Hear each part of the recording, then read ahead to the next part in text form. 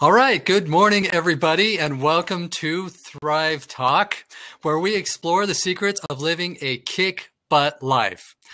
I'm Gary Schreiner, and today I am privileged to have as my guest Melissa McClain, who is a fine art photographer and creativity workshop leader. She's a creativity maven, wizard, guru, something like that, and we're so excited to have her here. I'm excited to learn from you. So Awesome. Welcome, Melissa. Thank you. I'm very happy to be here and living a kick-butt life, apparently. Yeah, I think so. I think you're doing some cool stuff. So, yeah. Well, let's start. Why don't you tell people a little bit about yourself? What do you do? What does a fine art photographer do? And so really sassy stuff. Fine art photographers dig around in the dirt, crawl around on the ground. I consider myself a fine art photographer, and that term has a lot of different meaning, I think, to a lot of different people. I use it because it sort of differentiates me. When I tell people I'm a photographer, they think that I do weddings or portraits, and that's not me at all. I really don't take pictures of people ever. I'm very much an abstract photographer. I take pictures of things that the normal person wouldn't even really look twice at. I really got started in my photography as a semi-professional, taking pictures of the bottoms of boats, which is odd, let's say it. And, you know, most people don't even pay attention when they walk past a boat that's dry docked in some, you know, rusty, dusty lot somewhere. But I did, and it worked for me.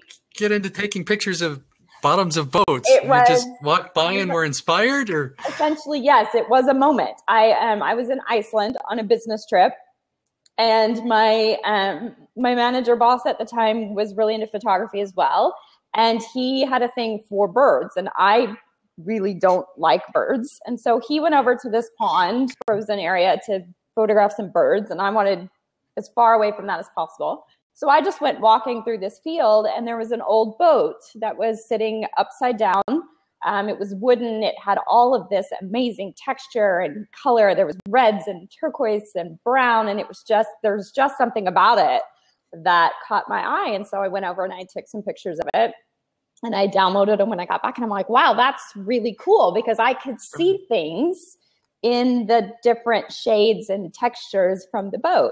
And that was kind of cool. And then a couple months later, I went on a business trip to Antigua. I had some really horrible business trips. As I'm saying this out loud, I'm remembering some really horrible business places.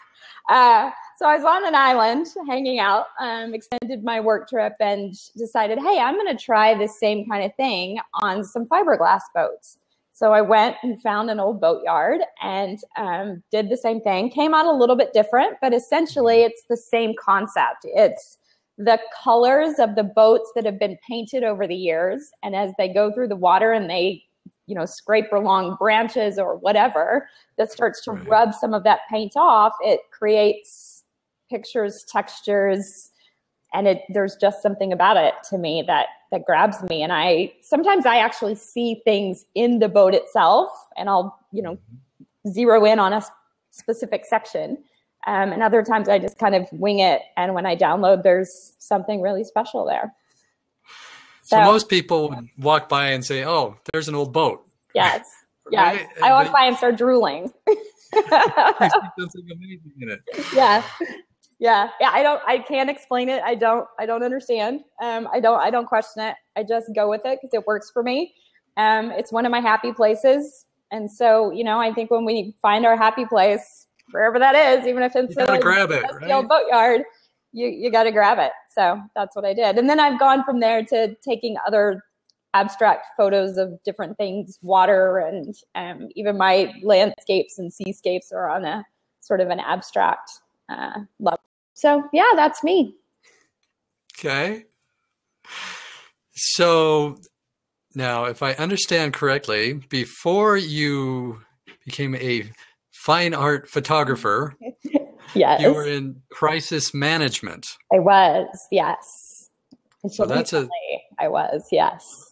Okay, so that's a little bit of a shift, A little bit. Well, right? it's interesting. It is Or and not. it isn't. As I stepped away from it, I think I know where some of this came from, sort of subconsciously. So what I did from a crisis management perspective, I spent most of my career focusing on the people side of large-scale crisis events. So aviation accidents, terrorist attacks, large-scale natural disasters, and working with companies and government agencies to prepare for those kinds of events. And specifically, what are you going to do to help people who were impacted directly or who lost a loved one in one of these events? And then when something happened with a customer, we would respond and support the company in working with the families and the survivors.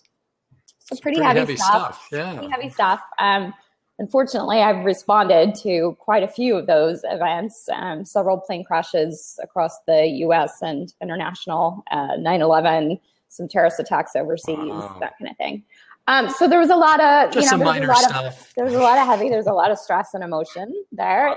I wouldn't give it up, but it was something that definitely was consuming from a personal emotions as well as a lifestyle, 24/7 on call. You never know when something is going to happen. And so I think through some of that, clearly my day-to-day was focused on the potentially the worst things happening to people. And I made some great friends, and there were some really amazing moments in that. There were also some really sad moments. But I think when I look at my photography, especially the boats and kind of I'm attracted to rusty, sort of dirty things that most people would not find attractive or pretty. I've been able to find the beauty in that. And I think, there had to be a part of that in my real life as well, looking at all of this negativity that was going on and having to find something positive in that. So to me, there sort of is a connection. It's an interesting one. So I think that's partly where it came from. And the camera for me too was just get out from everything that was going on around me and look at life in a different way. Usually when I go out and I take pictures, I'm by myself. And so it was sort of my time to have some alone, some quiet, some distraction from all the other things that were going on around me and in my life. Okay. So amid all the really heavy, emotion-laden stuff, all the negatives that you had constantly in your life, you had to find a way to deal with that and to see the positive in the world. Yeah. And I think that's a good lesson for all of us. Is often we're so surrounded by a lot of negativity in the media and whatever that sometimes it's hard to see the positive. Right? Yeah, it is. And I think more and more so every day with 24/7 news and all of the stuff that's going on in the US around the election, there just comes a point where you can't get away from it. I don't even really watch the news these days. I just kind of I feel very uninformed at times, but there are parts of me that just every time I turn it on, negative. I can't do it. But even, it doesn't matter on my Facebook feed, it's always there. We can't, in today's day and age, we can't get away from it. And so, yes, having something, whatever that is, for me, it's my camera, it's my art journal. That is my place where I go when I'm feeling like the negative energy, the demons, the whatever are starting to become a little bit too present. That centers me and takes me back to a place of, okay, I can look at things differently now because I've had that time and that sort of soothing energy around me. Right. So what was the transition point for you going from deciding, okay, it's time to leave this crisis management and pursue something you obviously love? Yes, right? Yes. There's actually been a couple. So several years ago, I thought I was retiring from crisis and went in and started building my art business and so I was doing the photography.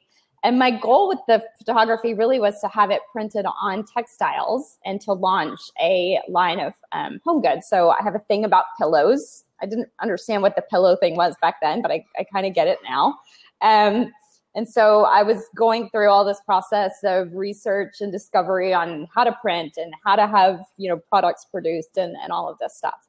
And that's a time consuming, but also a rather expensive process. And it was about the time that the economy tanked. And so just sort of everything building up, I had to sort of step away a little bit from that and go back to full-time job. And so I went back to crisis management. I did it for another 4 years or so. And last year, middle-ish of last year, I just, again, got to a point where I just couldn't do it anymore. The lifestyle had just, that point, really taken its toll. And I remember I'd really been struggling, and I woke up one morning and I just knew, like, this is it. If I continue on this path, it's not going to be good. For me, for anybody else, like, my health is not good. I'm at a point where I have to make a big change in my life. And so I sat on it for a couple of weeks, and then I just said, no, this needs to happen. So I have hopefully at this point officially retired from crisis management. And I'm calling it my health sabbatical. So I've been really paying attention to me. I've spent 4 or 5 months that literally, I was struggling a little bit in the beginning because I was like, I don't have a purpose anymore. Like, I don't go to a job. I'm not trying to save the world. What's my purpose? And it hit me that my purpose right now is me. And it's getting me back to where I need to be. So it's been amazing. I've spent the last 4 months doing stuff that fuels me and inspires me and brings me back to, I think, who I really am intrinsically. So yoga and a lot of energy healing exercises and photography and travel and journaling and color. I mean, it's really just been about the getting healthy, which I'm very thankful for the opportunity to be able to take this time for me, and take other people along with me on this journey, because that's been a really great part of it too, is sharing that with other people. That's great. So you were obviously very successful in the career you had, and we're good at it, it sounds like. But at some point, no matter how much of that kind of success there is, if you're not feeling like you are really thriving and enjoying life. Yeah, I think, it's a tough one, because what I did, I was good at it, but I was also making a difference. And, I've had various jobs, and they made differences in various levels. And it's hard to walk away from something like that, because, there are still days that I feel like I have all this experience and knowledge, and I've seen this stuff, and I know what should be happening with people and 2 people and 4 people, and I'm not doing anything with that. And there are days that it feels a little crappy, to be really honest with you. But at the same time, I know that it's not just, there are other ways to make a difference. And that way of making a difference really wasn't working for me. And I was at the point where I wasn't working for other people either. So it's time to find a new way to make a difference. To make a shift. Yeah. Okay. So in addition to being creative yourself, you're now also helping others learn how to be creative or unlock their creativity. Yes, which I love. One of my favorite things to do. So I've been doing this for a while. I was doing it when I was still working in crisis management, but I'm sort of focusing on it with more attention and more time now, which is awesome. So I've been running creativity programs for a couple years. And it actually came out of, I took a certification course to be a creativity coach. And the program was really focused, the woman who was teaching it, her main medium was painting. And so I went through all these processes and I did the painting, but there was just something about the painting. I enjoyed it. It was okay, but it just didn't resonate with me. I didn't feel completely fueled by it.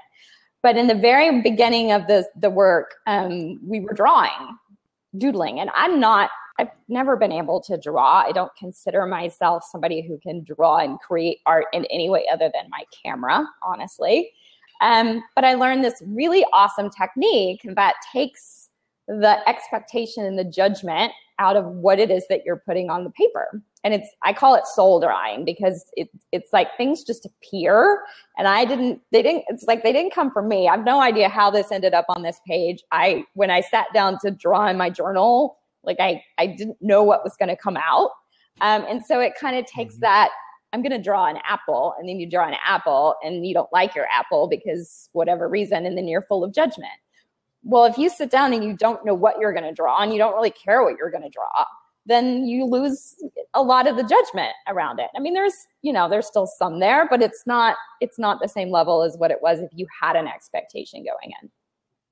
So I kept doing this drawing process and just absolutely loved it. I was drawing every single day. It was my sort of meditation time, if you will, that I could just get lost in the page, in color, in the thoughts that were kind of going in and out of my head as I was creating, and the messages that I was getting that were being incorporated into what was coming alive on the page. And it was really magical. And so I asked some people to join me because I wanted to know, like, am I the only one that, kind of feels this way and can get this value out of it? And so I had some people join me. We did it for 30 days. It was amazing. Everybody loved it. And so I said, okay, this is really something valuable. Like, people are making big changes in their lives out of this. They're changing the way they're looking at things. And so I launched an official program and have been sort of in my art journal doodling and drawing ever since, and learning more and more about color and energy and sort of how it all comes together to affect our body and our minds. That is way cool. Yeah. That is way cool. And so, all right, so you have workshops, and you now have, and I put the link in the chat box, and we'll share that elsewhere as well. Great. A 10-day creativity program. Yes, I did. I'm just launching an e-course. So I was having a little technical difficulty this morning. So we'll hope that that your listeners don't have a problem with it. But if they do, they can contact me. So it's 10 days. It's an email-based course. And so for 10 days, you'll get an email that'll walk you through steps to creativity. It's a lot of fun. It touches on some of the key components of my workshops. And so you learn about color and what color really means. There's a fun exercise where I give you 6 colors, and you pick your 3 favorite and your 3 least favorite. And those colors say something about you. So the colors that are your favorite represent your strengths. So they could either be inherent or things that you've learned over time. And then your least favorite are your challenge points and opportunities for personal development. It's very cool. Oh, that is cool. Yeah. Well, I'll tell you, I signed up myself. Excellent. And I am so excited to see what you've got in store for us. Yeah, so. It's a lot of fun. It's a big piece of self-awareness and development, but at the same time, it's just really fun to sit down and, the coloring trend right now is so huge, which is great. And I love that. But I kind of have the tagline in part of my workshop, get outside of the lines. We color in other people's lines all day long, whether it be working at a job and following somebody's rules or society's rules or the rules in our families or whatever. And so this is an opportunity for people to get outside of the lines, really, and start drawing their own lines and creating their own stories on the page, and to see where that takes them, because it's pretty magical when you start creating your own stories and you can start learning how to read what's coming on your page based on the colors, based on the shapes, and just the messages that you get as you're creating. Art is powerful. I think people don't really get how powerful it can be when you really pay attention to what's there and what it's doing for you and where it's coming from. That's a great metaphor for life. I think that's just it absolutely is. Awesome. Yeah. What happens on the page often reflects what's happening in life. And I've seen it happen time and time again with myself and with others. Yeah. Your life is one big art canvas. Look at it that way. All right. Now we've kind of danced around this question a little bit, but I'm going to come out and directly say it. Why do we need creativity? It's a really good question. And there are so many reasons why we need creativity. There have been studies that show that having some creative, semi-artistic outlet in your life is neurologically good for you. So it can prevent later term in life, neurologic deficits. I mean, who doesn't want to prevent that? And if you're doing it through coloring, I mean, come on. It also, when you're creative, it's funny. When people hear the word creativity, they think of painters, writers, maybe photographers. But creativity is everywhere. Every thought that we have is coming from a creative place inside of us. And so if we work on our creativity, just like we go to the gym and work out our bodies, it's going to mean that we inherently are more and more creative in the way that we look at our lives, in the way that we think about problems, in the way that we solve problems, and in the way that we tackle our own personal challenges that come up in life. It allows our brain to look at things in different ways and to think outside the box. And that's really important. And that's huge value, regardless of how you want to look at it. Your personal life, your work life. Who doesn't want to be better at what they do for a living? Well, sitting down with some colors, I promise you, can make you better at what you do for a living. Sounds crazy, but it's true. That is cool. With your professional background, I assume you know a lot about resilience. I do. It sounds like creativity is a key component of being resilient. Yes, it is. So it's funny. I wrote an article about this recently. I've had people in my life over the years make comments to me about how resilient I am. And I never really thought about it. And I guess I just thought that's just the way people are, right? Apparently it's not, because people were noticing it. And so I kind of started paying attention to it more and more because I was getting the comment, you bounce back so quickly. How do you go from, A to Z in a day? Like, we don't understand how you do this. And I was like, I don't know. So I kind of started paying attention to it a little bit. And when I would get into those moments of, we all have them, feeling overwhelmed, I'm having a bad day, I'm just going to go curl up in the corner. And then how I got from there to the next day, launching a new program or leaving at 6 a.m. on a last minute trip somewhere to take pictures, like whatever it is. And I realized that it really is the creativity in me, because my mind is always thinking of new opportunities and new things to do, because my brain has got a regular creativity workout. And so you can't stay down, I don't think, if you have options, alternatives, ideas in your head for a new thing to do. Mm-hmm. It's physically impossible. And so that for me has been my discovery of why I am able to go from A to Z so quickly, because in the midst of that falling apart, my brain is still back there thinking of new and creative things and ways to solve. And sometimes I don't even realize that I'm solving the reason why I'm feeling the way I'm feeling. But I am. And so I bounce back. Great. Okay, so being able to see and create the different possibilities and options enables you to, I guess, see a way out of whatever situation you might be in. Yeah.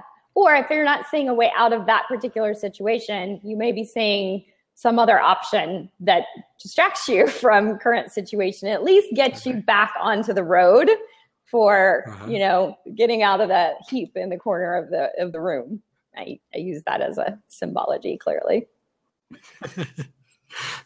Okay, so creativity is important. How do we access our creativity? I mean, when we're children, we have so much, Yes. and it seems like as we get older, we bury it away or Yes, we do. something. We do. You know, a lot of our burying of creativity comes from, and I was reading an article about this the other day, and it put it really in great words. We as we grow, there are people who are inherently artistic, and I'm going to use the word artistic over creativity because there is a difference between the two. So some people are inherently artistic. They can play the piano, they can pick up a pen the first time and draw some amazing piece of art. And then there are those of us like me who couldn't draw anything other than hearts and stars and little arrows when I first started drawing. And so when we're kids and we're in art classes and, you know, people around us are doing things, we pay a lot of attention when we're little to where we fit and you know, what's going on around us. And we also get a lot of messages from people, our art teachers, our parents, whoever. And at some point we make a determination. I am artistic and or creative, or I'm not. And so if we're not one of those naturally talented, or somebody says something to us that makes us think that we're not artistic or creative, we find what it is that we are good at, and that's where our path takes us, which, you know, in some ways is great. However, I think it pulls us away from that key activity of being creative in an art sense. And so if we find our way back to that and get away from that, the labeling of the artist and the influence of the judgment, we can bring back our creativity through lots of ways. Writing is a creative activity.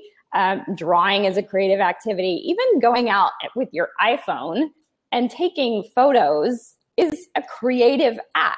And if you're doing it consciously, as opposed to just kind of going around snapping, you're exercising that creative part of your brain. I have a creativity group on Facebook that I just started recently. And every day of the week, there's a creativity activity. And so it ranges from drawing to picking a color that you're going to use in an intentional way, which is one of the things that I talk about in my programs.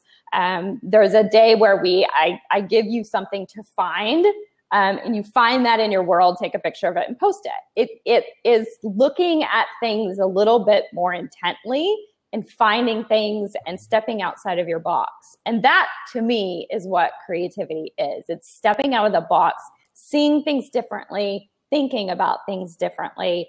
And there are intentional ways that we can go about that to work that part of our brain, just like we go to the gym. Okay. So it can be just something as simple as finding a way to express yourself authentically. Yep. Whatever that may be. Yeah. Yeah. You know, doodling during a meeting is an act of creativity. It's using a part of your brain that is creative.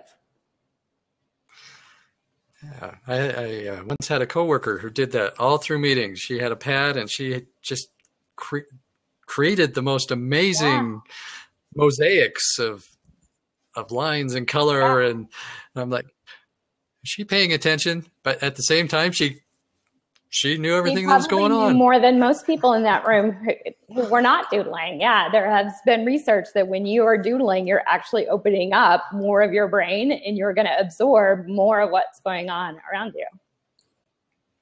So it's okay when my kids are doodling instead of what we think should be paying attention. Well, ask them and you might be surprised that they actually are paying attention. Well, that's good because I tend to like to doodle myself while I'm listening. Awesome. My wife gets after me for it, but I think I listen pretty good. All right. So how can we then, we've talked a little bit about, in general, how we access that creativity. Let's say you've got a business owner who's trying to be more creative in their business, open up new opportunities. How do they do that? There's lots of ways. One, you can sign up for my workshop and I can help you through that process. Number one. Yeah, absolutely. And actually, I think that there are pieces of the workshops that fit really well for a company and for a team. There's lots of things in there about discovering things about yourself and the differences between you and others. And really, as a manager, being able to take that and go, here's my team, here's the strengths, here's the weaknesses. How can I work on, help some of these people work on opportunities or pair people together on projects so that we're leveraging, people's talents appropriately. So I think there's lots of opportunities to learn some of that. But I think just even on a general day, if you have a business team, come up with some challenges. Maybe you have a team meeting every week. Come up with something for that week to do with your team that is considered creative and a little outside of the box. Give people 10 minutes to draw before a meeting, or give them a theme like I do in my works or in my Facebook group. Hey, our thing this week is circles. And at the meeting, have people show what they found around their world or their desk or whatever that was in a circle. And kind of get people to step out and branch out and not take the easy route, but really get creative about this stuff. Maybe do it as a contest so people really do sort of, hey, I'm going to not just go find a cup and take a picture of, the circle. I'm really going to go and find something unique and interesting that's going to stretch me. I think there's all kinds of things that we can do that we just don't necessarily pay attention to on a daily basis. Great. So have you ever gone into a business or organization and done that with them, walked them through some team building or creativity for their team or anything? I have not done that yet. It's one of the things that I would really like to do with my programs as I'm continuing to build it. I've talked to some companies about it and trying to figure out sort of how to implement it and how to get it to work. But, the programs are there. It's really just getting it into the hands of corporate teams. That's great. That's great. I think we need more of that in business. Yeah, I think so. And, there's also something about the creativity programs, I think, that help people get through that vulnerable part. And I know as somebody who was in corporate for a long time and in lots of different situations, sometimes we have, and I've managed people, sometimes we have employees that sort of sit back and they don't contribute. And we know that they have value and we know that they have things to say, but in groups, they're just not really comfortable speaking. And because, maybe they had a bad experience, maybe they're just concerned about people judging, whatever it is. There's something very magical that I see in my workshops, because in the workshop, there's also a Facebook group for that. And people share their drawings every day in the group. And it's intimidating at first for some people because they figure, somebody's going to make some negative comment. And it's complete opposite of that. And sometimes people will hate what they posted, and by the end of the day, it's now one of their favorite things because of comments and what other people saw and how other people were moved by their drawing. And I think it's the same opportunity to kind of get people doing something that's in a sort of a natural, for many of us, discomfort zone, sharing our art. And that then building those relationships and getting through some of that vulnerability to then in a meeting setting, having people feel like, oh, well, if I can share my art and, having that trust around their group that, people are going to be supportive and constructive, and no art is bad art and no idea is a bad idea. All right. Well, so any business owners watching this, take note that when you invest in your most important asset, your people, and they're able to open up their creativity and their potential, they're more innovative, more productive, more happy, and that benefits the entire team, the business, and the individual. Yep. And I actually read an article recently that said managers who are confident in their creativity, there is a trickle-down effect from that. So if you're a manager and you don't feel comfortable in your creativity, then maybe you need to start doing some work on that so that you then can support your team more fully in being a creatively engaged team. Yeah. You may even feel threatened when your team is being It's creative and you're not. Yeah. Yeah. Awesome. All right. Well, if somebody wanted to get started today, Yes. first of all, go sign up for Melissa's program. Yes. It's free, 10-day program. Yes. 10 days, email-based. And you can also share in the open, I have an open Facebook group, as I mentioned. And so you can share the 10-day drawings in the open Facebook group and get lots of discussion and feedback on what you're learning and how you're doing. Okay, awesome. So if somebody wanted to say right now, if you were to sit down with somebody and they said, okay, help me do something right this second to start being more creative. Yeah. What do you do? So I would probably do one of my favorite techniques, and that is to just have somebody start doodling on a page. Just whatever comes, whatever your natural doodle style is. And there have been studies that show that we have a natural inherent doodle style that is associated with our inherent energy personality, which I think is really very cool. And I've done it with myself. I've done it with some of my workshop members, and it pretty much rings true every single time. So that's the first piece. Like, are you living and behaving in your inherent energy, or have you stepped outside of it? And it's interesting to see kind of people, maybe there's part of it. So when I draw, my shapes are very curvy. There are very few right angles in my drawings. And what that says about me is that my energy level is one of comfort, taking care of people. Comfort for me and comfort for other people is one of the most important things for me, which makes a lot of sense given what I used to do for a living and even what I do for a living now. I'm here to bring comfort, to take care of people. I'm soft, I'm compassionate. I'm not, a super loud in your face kind of gal. I'm just sort of a soft, easygoing energy. That's who I am. And that's pretty much how I act in life. But I look at that and I look at some of the work environments that I've been in, some of the personal relationships that I've been in, and I can very clearly see now that I know this about me, where there were disconnects and why in some cases I just never really felt right. I never felt like I fit in, or I was in a kind of a constant personal struggle because I was trying to be something that I wasn't. And so I think that is like a number one. We get to get creative and have fun with color and doodling, but you also get to learn something very valuable about who you are inherently and how you're showing up in the world, and if you're showing up authentically or if you're showing up not authentically. And if you're not, it's exhausting to be something that you really aren't.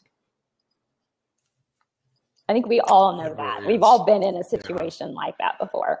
And so to try to figure out how to take who you inherently are and fit that into the environment that you're currently working without sacrificing the true you. Okay, great. Yeah. Thank you. You're welcome. Do you doodle, Gary? Yes, I do. Okay. What is your doodle style, would you say? What do you usually doodle? It just really kind of depends. Okay. It varies. Okay. I'll just draw shapes, designs. Sometimes I draw people. Sometimes I just start drawing and see what it looks like and then turn it into something. Okay. Lots of distinct shapes in your drawings, would you say? Right angles? I'm trying to diagnose. More. You might have to send me a couple. We'll do a follow-up. Yeah.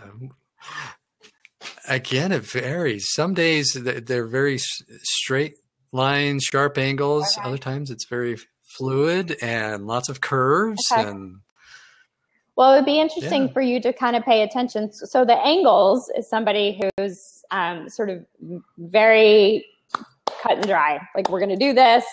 It's sort of very confident. Some people would say almost harsh. So it would be interesting to see, you're clearly not, but people like me often take people who draw lots of right angles as whoa, because they're almost like opposite ends of the spectrum. I'm very kind of laid back and soft, and those people are very outgoing and kind of loud and like, let's get this done kind of thing. So it would be interesting to see sort of where you are and what you're doing when your specific kinds of doodles are coming out, because that can also say how you're feeling inside based on what you're doodling. So pay attention to that and let me know. I will. Had no idea that my doodles said so much about I know, right? And then we could get into the colors. That's a whole nother piece. Okay. We have a creative voice that we don't even know that we have. And it's really interesting when we discover what it is and how those messages are coming out. And, they're there to teach us. And what we can learn from those are pretty amazing. Okay. So what would it mean if, say, I'm sitting in like a business meeting or something like that? Yep. Drawing, straight lines and angles versus curves and curly cues and all that. What would each of those mean in that context? So if you're in a meeting, because I've done both. Yeah. If you're in a meeting and you're drawing curves, you may be uncomfortable with what's going on around you, and the comfort that you need is coming out and drawing your curvy lines. Or the other person in the meeting that's facilitating the meeting you may sense some discomfort in that person, and you may be drawing your curvy lines to sort of try to bring some comfort into the room. If you're doing something with angles, you may have something that you really want to say. You might not have the opportunity to say it. You may not be quite ready to say it, but there's something in there that you're like, okay, I got something to say here. Or you just want this thing to get over with because it's time. Like, let's do this. Let's get out of here. Does that resonate? Yes. Yeah, I could tell. I want this meeting to be over. Okay. That's very interesting. Now I'm going to start analyzing myself. There you go. It's not a bad thing. They're all good. No, self-awareness is good. Yeah. Yeah, that's something I've always hammered into my clients, is the importance of self-awareness. Absolutely. Do I always practice what I preach? No, but well, we're all a work in progress. Awesome. Well, hey, we've been going a while. It has been so great talking with you. This has been fun. Thank you so much. Thank you so much for being on. And just to, I'm going to pause this a second. All right. So thank you so much, Melissa, for being on Thrive Talk and for sharing your really great insights and information about creativity. And I'm going to encourage everyone to sign up for Melissa's 10-day e-course. I signed up myself. I'm really excited to see what's in store and to see what I can learn about myself and how it can help me improve my life. So I'm really excited about that. So for now, thank you everyone for joining us on Thrive Talk. And until next time, make it an awesome day. Thanks, Gary. It was really fun. Thanks, everyone. Get creative. Go color.